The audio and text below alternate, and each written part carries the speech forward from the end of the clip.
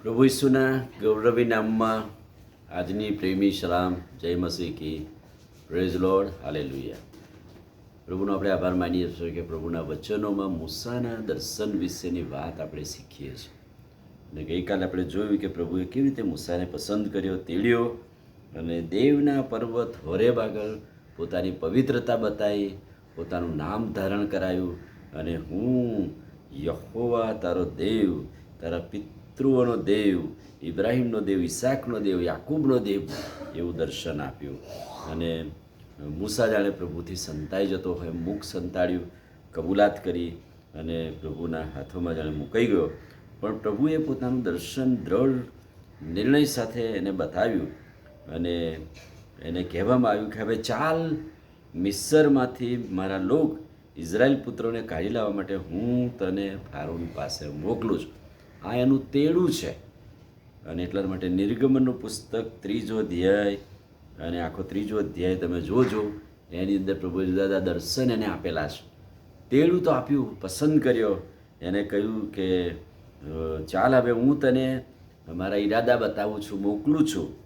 જ્યારે યશાયાને કહેવામાં આવ્યું કે કોને મોકલું, મારા માટે કોણ જશે? પણ અહીંયા તો મૂસાને કહ્યું કે હું તને ફારૂન પાસે મોકલું જ છું.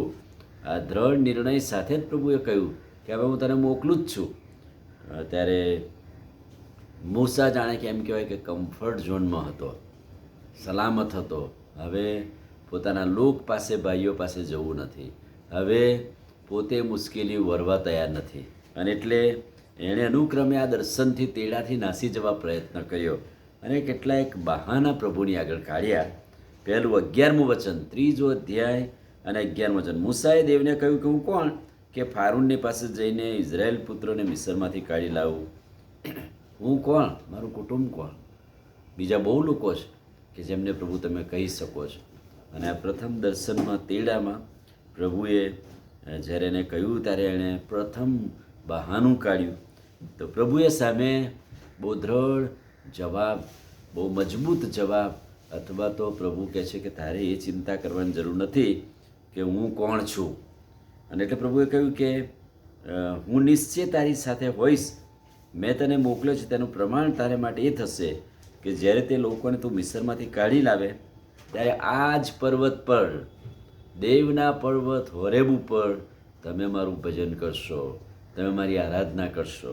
અને કેટલી બધી વાર પ્રભુ આપણને દર્શન, તેડું આપે ત્યારે આપણે પણ આવું કરીએ છીએ કે આપણે બહાનું કાઢીને છટકી જઈએ છીએ. હું કોને મોકલું? તો યશાયા કહે છે કે મારે મને મોકલો. પણ અહીંયા તો મૂસાને પ્રભુએ કહ્યું કે હું તને મોકલું છું ફારૂન પાસે, જા તું અને મારા લોકને છોડાવ. અને એણે પ્રથમ બહાનું કાઢ્યું કે હું ના જઈ શકું, હું કોણ છું? અને એટલા માટે એણે એ બહાનું કાઢી ત્યારે પ્રભુએ બહુ જ ચોક્કસ પ્રમાણ દર્શનમાં આપ્યું કે હું તારી સાથે હોઈશ. આ યુદ્ધ તારું નથી, મારું છે. હું લડીશ, હું તારો ઉપયોગ કરીશ. અને પ્રમાણ એનું એ થશે કે વર્ષો પછી તમે આ જગ્યાએ આવીને આ પર્વત પર ભજન કરશો, આરાધના કરશો, ત્યારે તમે યાદ કરજો આ નામ, આ પવિત્ર નામને. બીજી વાત, અને મૂસાએ દેવને કહ્યું કે જો ઇઝરાયલ પુત્રોની પાસે જઈને તેને કહું